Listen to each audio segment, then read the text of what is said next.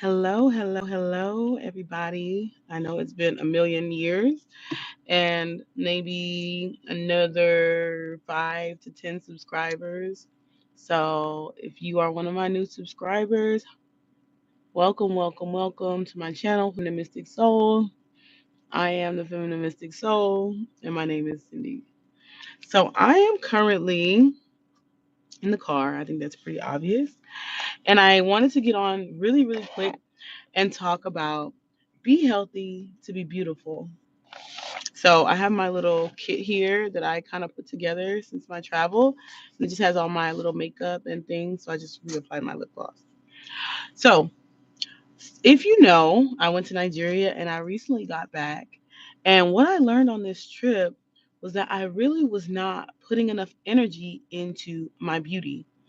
I was putting a lot of energy into my health. So, always been someone who's very active, someone who eats really healthy, but I wasn't putting enough energy into my beauty. So, that would be more so maintaining my hair, maintaining my locks. Luckily, like I'm due for a retwist, if you can see, buying makeup or wearing makeup, making sure my nails were taken care of. And when I got to Nigeria, it was so funny because my aunts were like, Cindy, what's going on? Like, is everything okay? It's so different because here in America, often, beauty standards are there, but in the day to day, things are kind of casual. If you're not from, I mean, if you don't live here, you wouldn't know, but people, Americans, we're pretty casual. We like jeans, we like t-shirts, all of those things that are very casual, very accessible. And yes, it's convenient and it's easy, but sometimes it's not as beautiful. A big part of our job as women are to be flowers. You see these my earrings? So flowers have no job sometimes. Well, no, they have a huge job. You know, bees use flowers to make honey. I mean, there's a million things that flowers do. But their number one job really is to be beautiful. Some people grow flowers and they're never pollinated by any bee. Yet those flowers are still valuable. That means the value of the flower is not in whether or not it can be pollinated, whether or not it produces more flowers. It is solely in the beauty of that individual flower. So, what am I talking about? How does that relate to this conversation? I'm looking at some green spaces, so I'm super inspired. Be healthy to be beautiful. I've seen so many of my sisters right now. My sisters, when I say sisters, I mean women, and exactly what I mean, women. All of my women friends and sisters who don't realize that health is an integral part of beauty. Originally, before makeup, of course, we have historic things, but before makeup, and even what makeup is for, makeup is to make you look more radiant and more healthy so that, people from the opposite sex will see you, think that you look healthy, and hopefully from that understanding and knowing that will get them to pollinate. That's that's that's essentially that's essentially the birds and the bees conversation. And maybe we'll have more of these birds and bees conversations. But a big thing that a lot of us are missing, I think, because of this Instagram world we live in, we want to appear beautiful. So right now, I appear beautiful. My skin is clear. Um, my nails are done. My hair is done. Well, my hair is long. Those are kind of indicators of health. But because so many women, we now, wear weaves, we wear fake nails, we do fake lips. And so sometimes we may look beautiful, but that beauty is not actually a representation of a healthy living or healthy lifestyle. And so, what I want to offer to the collective, to my sisters at the moment, is that the last 2 years have taken a toll on a lot of people's health. And when I say health, right now I'm kind of more in the realm of fitness, but of course, health and fitness all the same. A lot of us are eating out more. We're cooking less. Our gardens that we started have We've left them in the mud. We're traveling again. And when you're traveling, it means that you kind of don't get to have as many of those healthy options sometimes. Sometimes you're on the go. You have to make do with what's available where you go. But self preservation is key. Sisters, we need to preserve our edges. I know everyone's enjoying the baby hair look, and I enjoy the baby hair look too. But what's critical is that make sure you still have some baby hairs left. So at the end of the day, when you take your frontal off, you take whatever off, you're still beautiful. Make sure that, yes, you get your acrylics, you do your fake nails. Excuse me. But when you take those off, there's still beauty there. So many times I see people sacrificing the real for the fake, and that never gets you anywhere. That is the product of capitalism. They sacrifice the real. We destroy our real edges and we're frontals, and that only causes us to need more frontals. We sacrifice our real nails for acrylics, and that only leads to us needing more acrylics, creating more needs. That is what capitalism is all about. That doesn't mean, hey, these are not my nails. So it's not to say that we don't get to put these adornments on. Adornment, that's the word. These are adornments. Just like this bracelet, this is an adornment.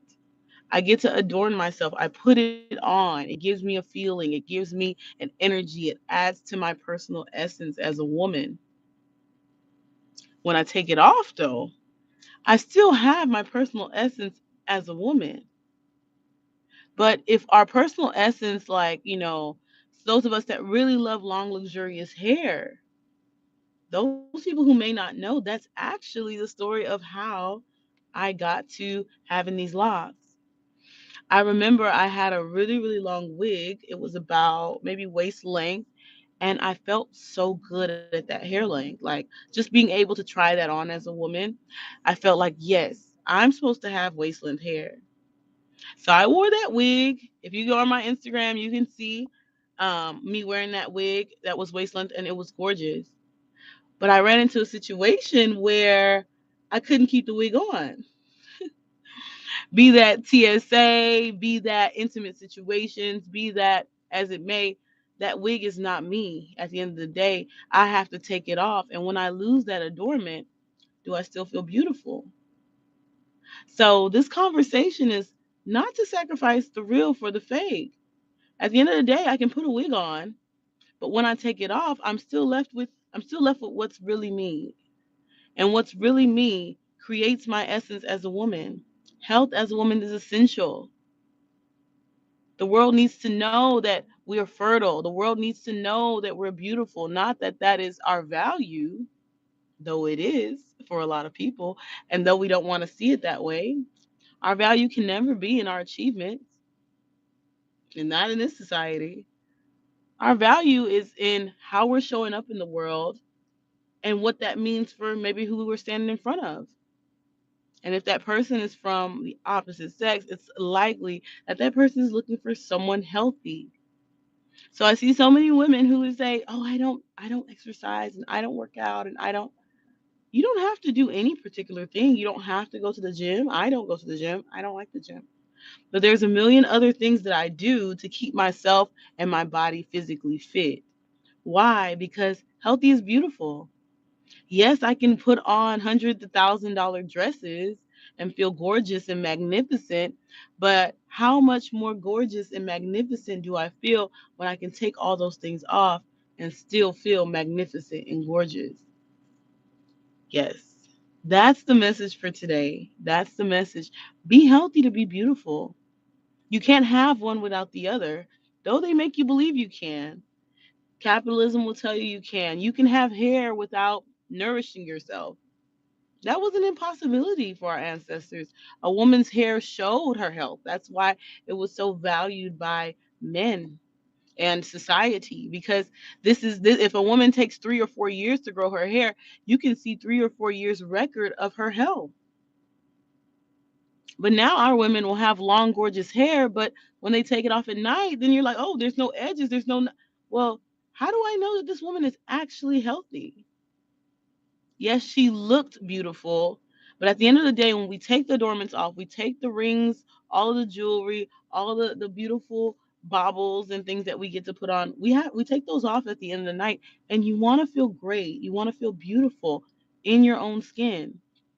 So please, all my sisters, stop sacrificing the real for the fake. Adornment is one thing, but don't let them cripple you with adornment.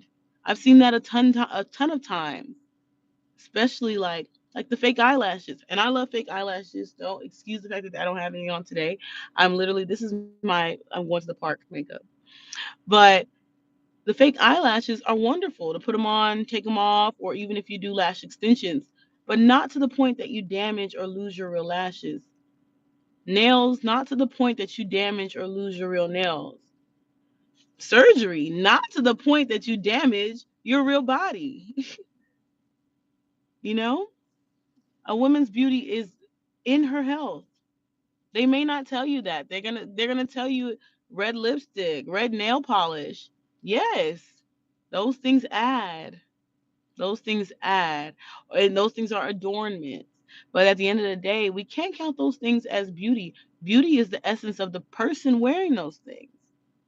And if you're wearing those things too, and in insecurity or out of insecurity, out of a desire to please, out of a desire to look like someone else, out of a desire to hide yourself, hide behind those things, those adornments, that too isn't healthy. Thank you so much for joining me on this live. I will be coming on live again because I've seen that a lot of my sisters are struggling with weight management, especially after coming out of this pandemic. It's been a lot for people to kind of tighten things back up. A lot of us are still staying home, still not getting dressed up, still not quite feeling like ourselves, maybe because we've gained some weight. And I told you I don't go to the gym, but between my yoga and a light weightlifting practice, I managed to keep myself physically toned and also, of course, managing my diet as well. But I'll be sharing more of those tips, and I may just be giving y'all some content to kind of help my sisters in keeping ourselves nice, trim, and fit because women have done that forever, and it was not in the gym. So I will be sharing more of those with you guys. If you're into any mystical secrets, if you want to know any more things about feminine mystic soul, anything feminine, anything mystic, anything soul, leave a comment below, and maybe my next live will be answering any questions that you may have.